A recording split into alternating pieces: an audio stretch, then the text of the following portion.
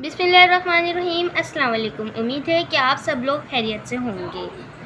चलें अब हम लोग अपना टॉपिक स्टार्ट करते हैं। टॉपिक हमारा वही है अहदीस का तर्जुमा व तशरीह। पिछली वीडियो में हम लोगों ने हदीस जो की थी वो हमने की थी 11 से लेकर 15 तक के। आज हम लोग करेंगे 16 से लेकर 20 तक।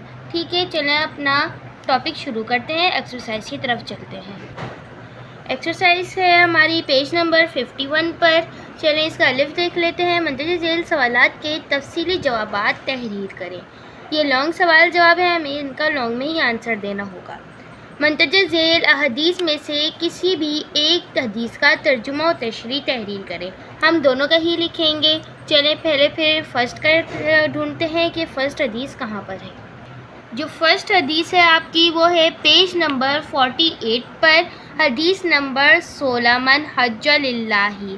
इसका हमें आंसर में डायरेक्ट तर्जुमे की हेडिंग डालकर और तर्जुमा लिखेंगे। जिसने अल्लाह ताला के लिए हज किया और फिर ना इसने बदकलामी और गाली गलौज की, ना ही कोई गुनाह किया, तो वो हज से इस दिन की तरह वापस होगा जिस दिन इसकी माँ ने इसे जाना।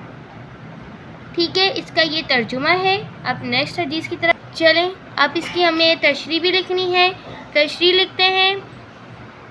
तशरीह यहाँ से लेकर ये पूरी तशरीह आ जाएगी। अब नेक्स्ट की तरफ चलते हैं। इसका आंसर आपको मिलेगा पेज नंबर 49 पर। पेज नंबर 49 पर ही आप देखें हदीस नंबर 19 है। पेज के नीचे हदीस नंबर 19 है।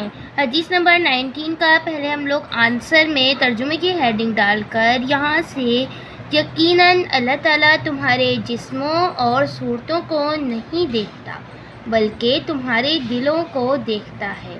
अब इसकी तशरीह लिखते हैं। पेज नंबर 50 पर टॉप पर ही इसकी तशरीह है, तो हम लोग तशरीह की हेडिंग डालकर यहाँ से लेकर यहाँ तक इसकी तशरीह लिख देंगे। आप हमारे पास दूसरा सवाल जो है वो है मुसलमान के ऊपर 6 ख़ास बहेमी हुकूक की अदायगी पर मुख्तसर तौर पर मज़मून लिखें। वैसे तो यह है लॉन्ग सवाल जवाब, लेकिन इन्होंने आपको सवाल में कहा क्या गया है, आप इस पर गौर करें। इन्होंने कहा है कि आप मुख्तसर मतलब कि शॉर्ट मज़मून लिखें। किस पर? मुसलमान के ऊपर 6 हुकूक पर। तो इसके लिए हम चलते हैं आंसर की तरफ। पेज नंबर 49 पर इसका आंसर है। टॉप पर देखें हदीस नंबर 17 की तशरीह में। हदीस नंबर 17 की तशरीह में आपको तशरीह की हेडिंग नज़र आ रही होगी। और इस हदीस में हमें यहाँ से लेकर यहाँ तक तो बिल्कुल ही नहीं लिखना।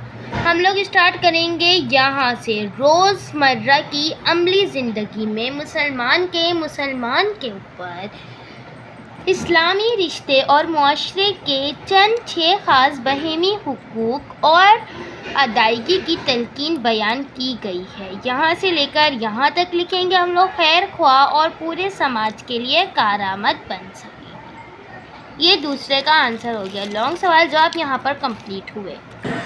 अब हम लोग चलते हैं अपने बे की जानिब।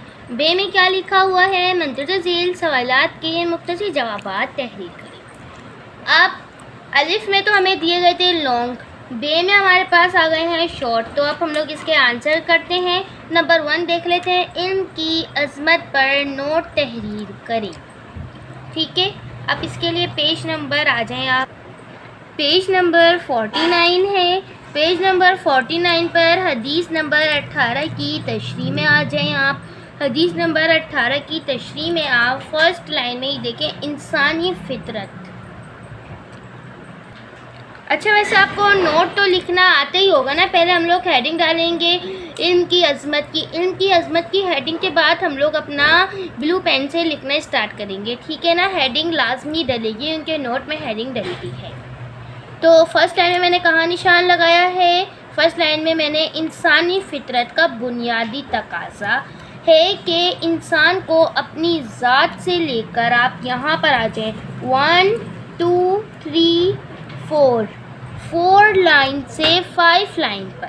ठीक है, 5 लाइन पर आप यहाँ पर निशान लगाएं। इज़्ज़त से लिया जाता है। फिर उसके बाद आप इसी में आगे कंटिन्यू करेंगे। यहाँ भी यही बात कही गई है कि اس کو کٹ کر دیں، یہ ہم نہیں لکھیں گے. علم و فنون، ٹھیک ہے، یہ لکھا ہوگا، لیکن ہم یہاں پر پہلے کیا ایڈ کریں گے؟ اگر ایڈ کریں گے ہم لوگ یہاں پر. پھر علم و فنون کے حصول کے لیے ہم کو ملک چین بھی جانا پڑے تو وہاں بھی جا کر علم حاصل کرنے کی تکلیف و مشقت کو برداشت کریں. لہٰذا ہمیں چاہیے کہ علم کے حصول کے لیے بے انتہا محنت کریں، اگرچہ دور دراز علاقوں کی طرف سفر کرنا پڑے تو بھی سفر اور مشقت برداشت کریں تاکہ دینی اور دینوی ترقی حاصل کر سکیں. یہاں سے یہاں تک کہ آپ کو علم کی عظمت پر نوٹ ہو چکا ہے. فرسٹ شارٹ کمپلیٹ ہوا. آپ نیکسٹ شارٹ کی طرف چلتے ہیں. نیکسٹ شارٹ میں کیا کہا گیا ہے؟ اخلاص سے کیا مراد ہے؟ تحریر کریں. اب اس کا آنسر دیکھتے ہیں ہم. اس کا آنسر یہ رہا. جواب نمبر 2 کی ہیڈنگ ڈال کر میں نے آپ کے لیے جواب لکھا ہے. چلیں پھر اب میں آپ کو اس کو ریڈ آؤٹ کر کے بتاتی ہوں. اخلاص کے لغوی معنی پاک صاف ہونے اور خالص ہونے کے ہیں. اخلاص کا صحیح مفہوم یہ ہے کہ انسان جو بھی عمل کرے اور جس شکل کی بھی عبادت کرے، بس اس کا دل اس عمل اور اس عبادت میں صرف اور صرف اس بات پر مطمئن ہو کہ میں یہ عبادت یا پھر عمل محض اللہ تعالیٰ کے لیے کی رضا کے لیے کر رہا ہوں. یہ اخلاص سے مراد ہے. ٹھیک ہے، چلیں دوسرا ہم نے کمپلیٹ کر لیا. اب تیسرا کرتے ہیں کمپلیٹ. ایمان کا اعلیٰ شعبہ اور آخری شعبہ کون سا ہے؟ تحریر کریں.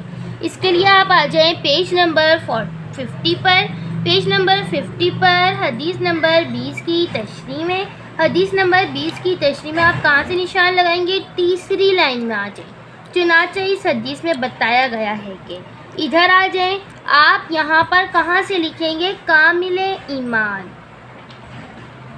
کامل ایمان سے نشان لگائیں. کامل ایمان کے 60 یا 70 سے زیادہ شاخیں ہیں، جن میں سب سے اعلیٰ لا الہ الا اللہ کہنا ہے، کیونکہ اس کے ذریعے ہی توحید کا اقرار ہوتا ہے جس کو اصل ایمان کہا گیا ہے. پھر نیکسٹ لائن میں آ جائیں.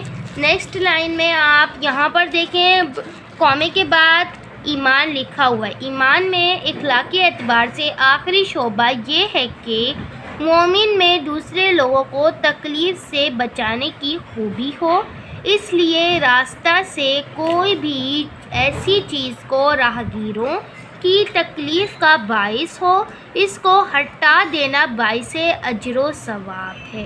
یہ تیسرے کا سوال ہے. پہلے یہاں سے یہاں تک لکھیں گے، پھر اس کے بعد نیکسٹ لائن میں ایمان سے لے کر ثواب ہے یہاں تک لکھیں گے. تیسرا کمپلیٹ ہوا. 4 کی طرف چلتے ہیں. حیا کا کیا مطلب ہے؟ اس کے لیے بھی آ جائیں آپ پیج نمبر 50 پر.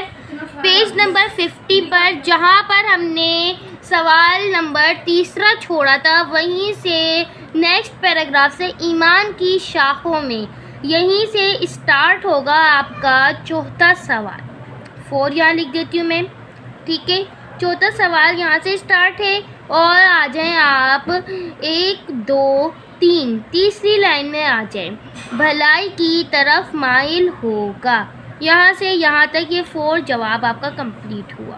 ٹھیک ہے، اب چلتے ہیں. ہم نے اپنا الف بھی کمپلیٹ کر لیا، بے بھی کر لیا. اب ہم لوگ جیم کی طرف چلتے ہیں. جیم میں ہمارے پاس MCQs آ گئے ہیں. مندرجہ ذیل سوالات کے درست جواب کے سامنے صحیح کا نشان لگائیں. نمبر 1، چھینک کے وقت سننے والا کہتا ہے الحمدللہ، یرحمک اللہ، باریک اللہ، جزاک اللہ. تو اس کا رائٹ آنسر جو ہے وہ ہے بے، یرحمک اللہ.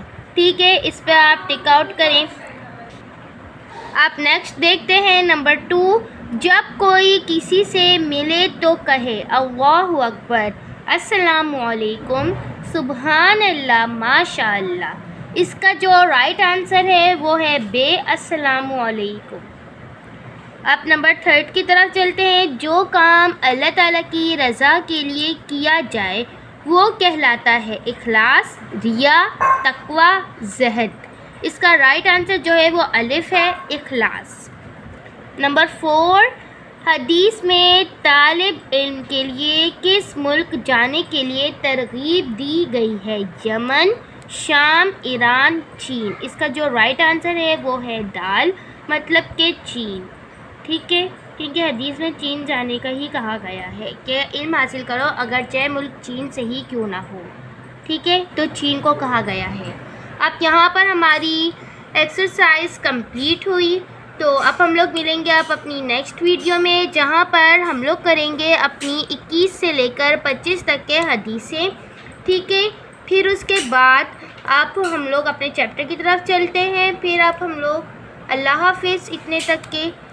اگر ویڈیو اچھی لگی ہوئی تو لائک کیجیے گا اور سبسکرائب بھی کر دیجیے گا۔